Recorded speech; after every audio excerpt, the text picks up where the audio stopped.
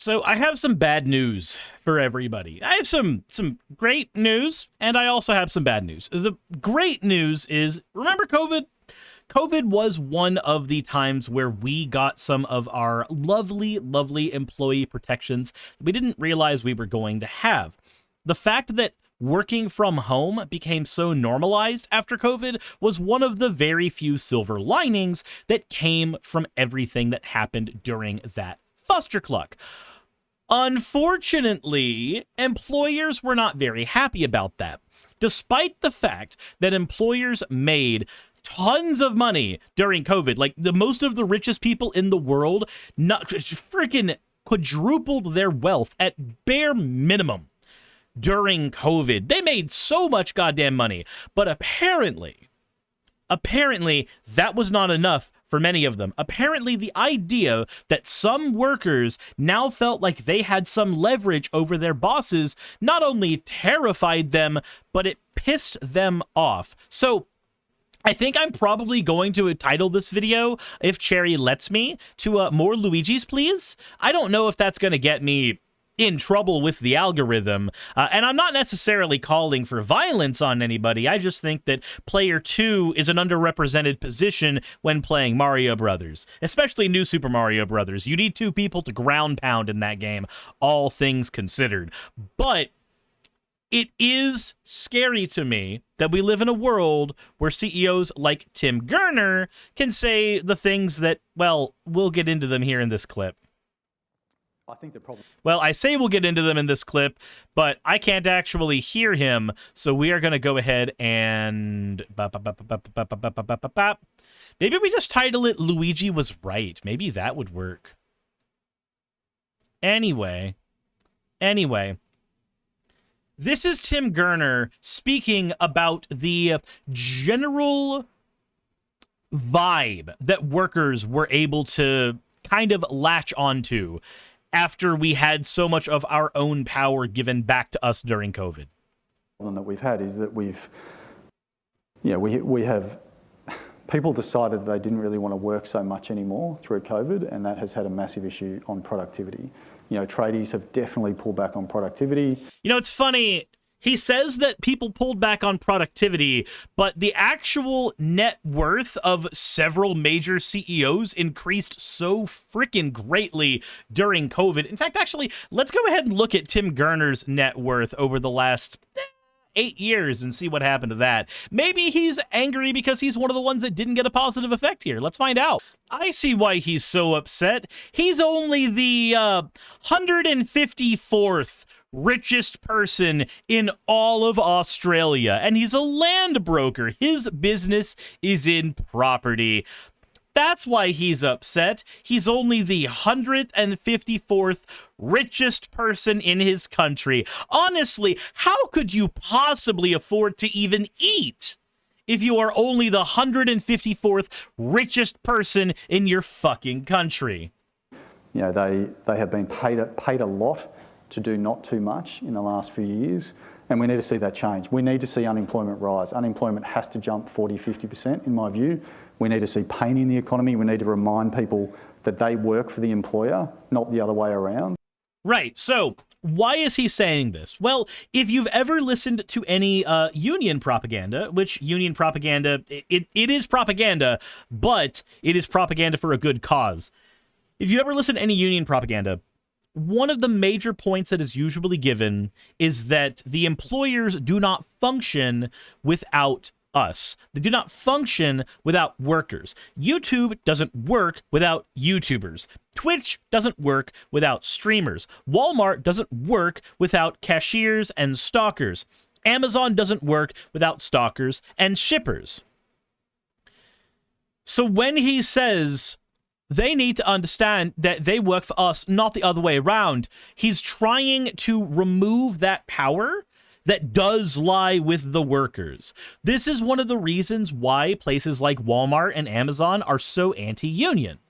They're anti-union because the minute that people like you or I at the bottom of the rung get enough power to actually start negotiating our salaries, negotiating our pay raises, negotiating our hours, negotiating our vacations, negotiating our working conditions, once we have that kind of power, it is stripped away from them. This is a man who is afraid of losing power. Again, the 154th richest man in all of fucking Australia. One of the richest people in his country is saying that we need to see a 50% unemployment rate because his business improves when half of his fucking country suffers. Now, this isn't new information. This is from 2023. This is old news. So why am I bringing it up now? Well, I'm bringing it up because I think it needs to be, people need to be reminded that one of these lizard-skinned shitlords is currently running, two of them actually, are currently running our federal government. Two of the richest people on the planet are running our federal government. And this is a sentiment that is not just shared by Tim Gurner here, but by everyone who has this kind of money. When you have this kind of money, I promise you, it corrupts the ever-loving shit out of you. They think of us like we are slaves. They think of us like we are ants that can be disposed of. They think of us not as the important cogs in a machine, and if you remove even one of those cogs, the entire machine stops working. They think of us as irreplaceable cheap parts in an ever-expanding machine with a billion redundancies. I mean, there's been a systematic change where employees feel the employer is extremely lucky to have them, as opposed to the other way around. So yes, employees should feel like employers are lucky to have them. I'm sorry. Your business does not work without those employees. It does not function. And you can't turn around and say, well, they don't have a job without me. Yes, they do. They can have a job anywhere else. Without you, buddy. They can. But your position of doing absolutely fucking nothing as the CEO of a company where your job is to sit on a board and make a decision every week or two, that cushy-ass position where you get to afford to fart caviar for breakfast only exists because employees are willing to work for you. The scariest thing about unions for any employer is when those employees are unionized and therefore can leverage the fact that employers are lucky that people are willing to work for them for oftentimes lower than living wages. So it's a dynamic that has to change. We've got to kill that attitude, and that has to come through hurting the economy, which is what the whole global, the world is trying to do. The governments around the world are trying to increase unemployment to get that to some sort of normality. And we're seeing it. I think. So if you want to know why eggs cost so fucking much, if you want to know why everything in the world costs so fucking much right now, it's because of political pressure from people like Tim Gurner. It's because of political pressure from people like Tim Gurner that are trying to make it so that it is harder for people to eat, it is harder for people to live, it is harder for people to function. Because people like Tim Gurner need workers to feel pain so that they are desperate enough to take employment under him. And again, this man is a CEO of a property management company. This man's job is quite literally to listen to somebody say they had to plumb a toilet last week. Oh, darn. If there is any definition of a robber baron landlord, Tim Gurner probably meets that fucking definition. I'm sorry, but this is the type of thing that after you say it publicly, after you say that people should be dying in the streets, and make no fucking mistake, that is what he is saying. 50% unemployment rate has a direct correlation with your country's mortality rate. So I've gone ahead and pulled up a study real quick, and let's quickly glance at the abstract like we're normies. We investigated the association between unemployment and early cause-specific mortality to determine whether the relationship was modified by other risk indicators. The results: unemployment is associated with an increased risk of suicide and death from undetermined causes. Low education, personality characteristics, use of sleeping pills or tranquilizers, and serious or long-lasting illness tended to strengthen the association between unemployment and early mortality. If you want to go ahead and look at the study yourself, it is Unemployment and Early Cause-Specific Mortality, a study based on the Swedish registry. So, I'm not talking out of my ass when I say this man wants you to fucking die. I'm not. And I'm willing to defend that opinion. Anybody who says that unemployment should be raised to 50% is de facto wanting people to fucking die. Tim Gurner wants you to die. He wants you to die so his profit margins increase. He wants you to die so that other people get more desperate and are willing to accept worse and worse business deals so that he can make money. Tim Gurner and other CEOs like him, like Donald Trump, like Elon Musk, they want you to keel over and die of suicide, overdosing, or other preventable causes so that you are so desperate that you will take a non-unionized job with no worker protections so that he can feel like he has more power over you. Dark Knight, thank you for redeeming your points for an Owo. Cinder, thank you for redeeming your points as well for an Ara. Ill-timed as they may be.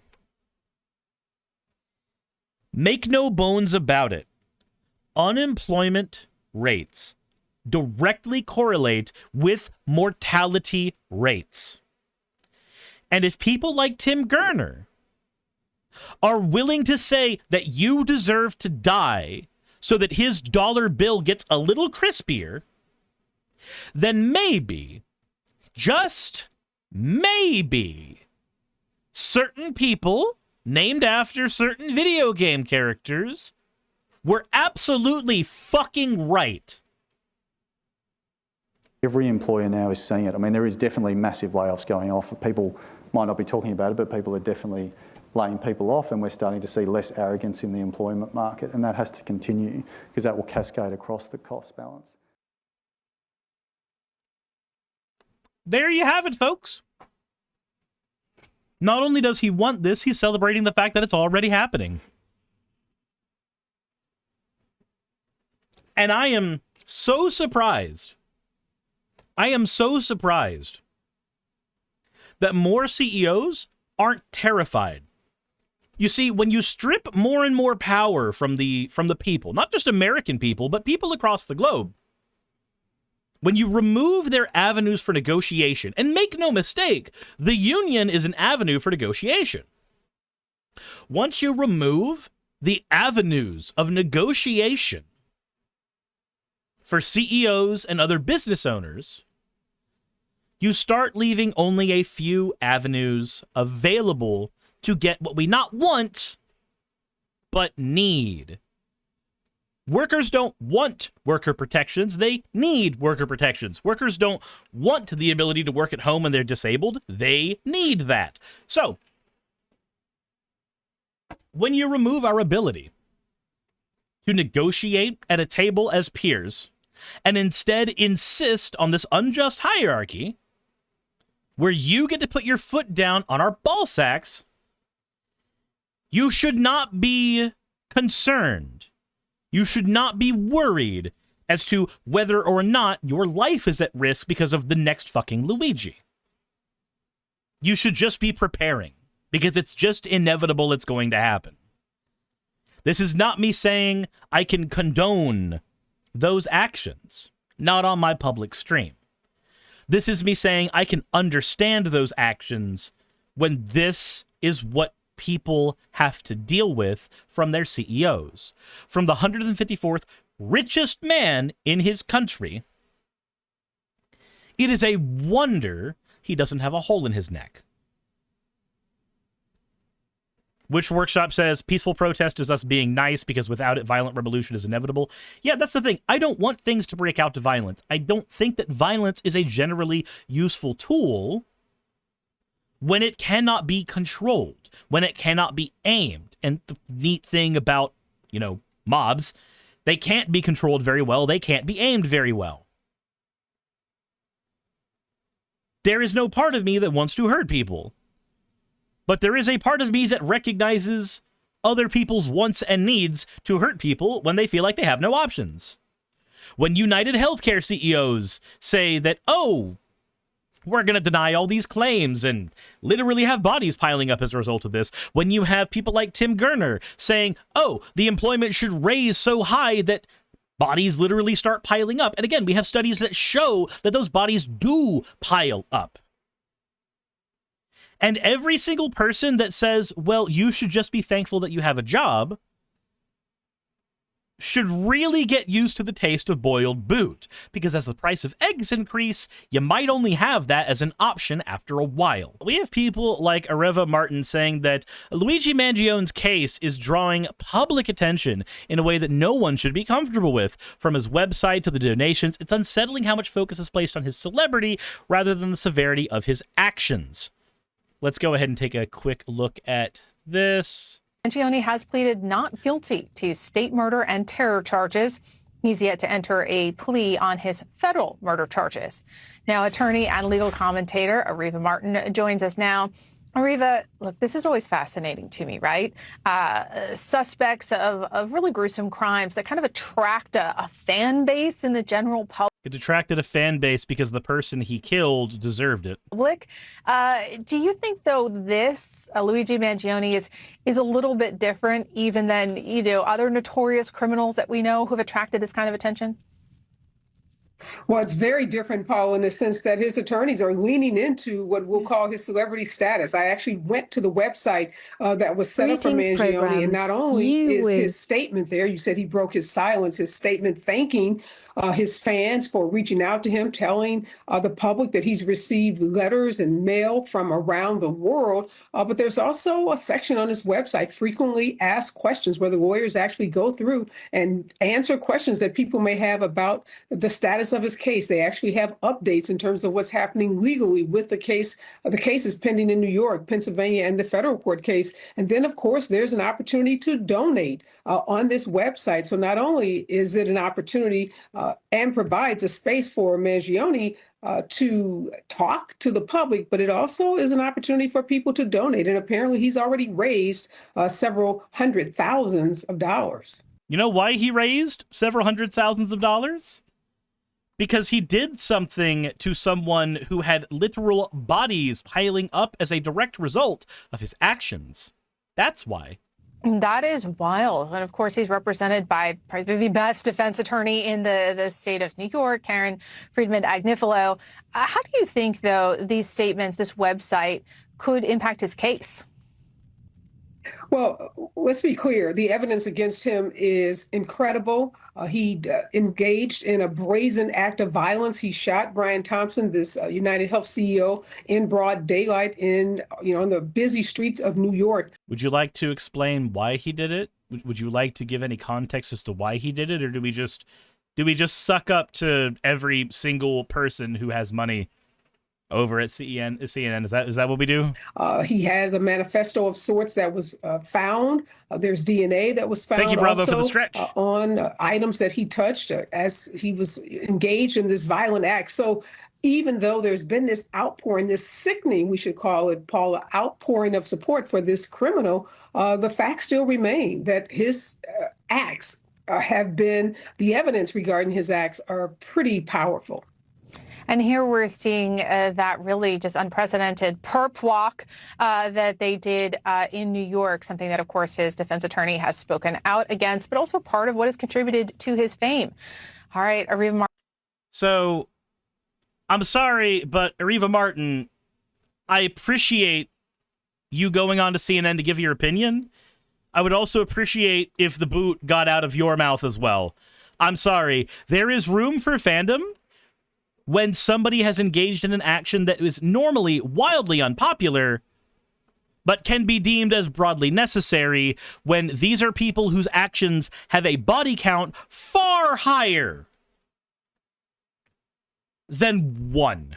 Hell on, crowdfunding a defense is proof of guilt since when? Dunno. No idea. And you've got a lot of bots on that post saying like, oh, justice is the priority, not celebrity status. It has nothing to do with celebrity status. The celebrity status was earned as an aside to what was done. The celebrity status was earned as a side effect of what was done. I understand that it's very hard to point out why somebody would engage in an act like this. But it's interesting to me that over at CNN, the conversation isn't one murderer killed another murderer, which is what fucking happened. The conversation is, oh, the poor CEO. Fuck off. Hey, thanks for making it to the end of the video. I really could not do any of this without all of you. Those of you watching, and especially those of you who support me on Patreon. I wanted to go ahead and take a minute to thank all of you who do that, because with YouTube being what it is these days, I really cannot do this full time without the support from each and every one of you. Those people would be Red Joker, Purple Poundini, Jemshin, Britzkrieg, Jupe the Malignant, Michael, Ravalern, Mabbity Babbity, Astral Frontier, Tales of Atonement, Nixie Chan, Kiri Artemis, Victorian Alchemist, I'm not saying the last part of that, and you know that, Arcton Arclacier, Kiratorian, Dren Hadamata, Jordan M, John L, Lord Bleck, Smiling Game Master, and Fireshard. Thank you so very much. But since you're here, why not go ahead and try watching another one? There should be one that's on the screen right now.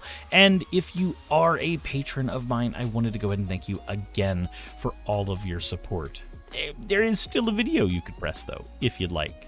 I would appreciate it just a little bit.